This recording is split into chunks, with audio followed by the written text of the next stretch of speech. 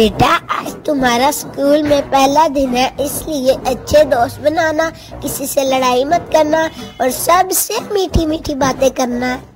मैं सबसे मीठी मीठी बातें करूँगा। बेटा तुम्हारा नाम क्या है? मेरा नाम लड्डू है। बेटा तुम्हारे वालिद का नाम क्या है? मेरे पापा का नाम गुलाब जामुन है।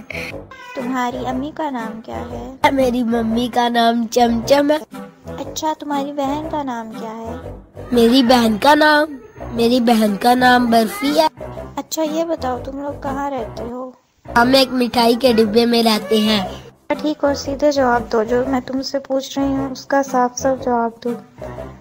अब ये बताओ कि तुम बड़े होकर क्या करोगे? शादी करूँगा। मेरा मतलब क्या बनोगे? दूल्हा बनूंगा।